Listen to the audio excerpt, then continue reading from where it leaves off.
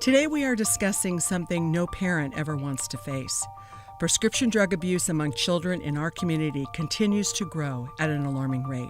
In fact, it is a national epidemic according to the Centers for Disease Control and Prevention. Because of that, we have developed a 4-part series covering just a slice of what is happening in and around Mission Viejo. And then the ambulance came, worked on him,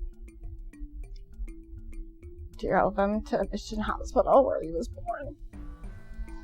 And he passed away at 3:47. I'm an addict. When I called him and I said, okay, so what's going on with you? Is it pot? Is it cocaine? And he's like, no. And I'm like, well, why do you say it like that? And he says, I thought you knew. And I said, no. And he said, Mom, I'm addicted to heroin. And not that the other drugs aren't bad, but the bottom just fell out of my world. Yes, because I live in Mission Viejo, and I don't know who's gonna watch it, but there's definitely an epidemic in Mission Viejo and the cities that are close by, and it's really, really sad because I participated in that. But there's people who are dying, kids who are younger than me, who are overdosing, and their parents have no idea. Their parents think, oh, they're just smoking weed. It's probably not weed anymore.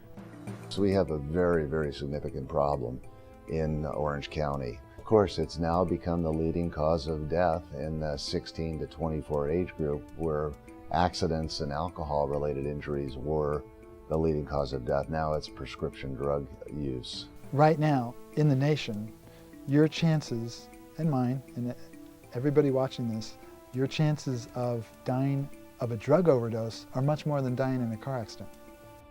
It's not very difficult to obtain drugs these days. It's a matter of having the right access and money. I made this poster up that you will see.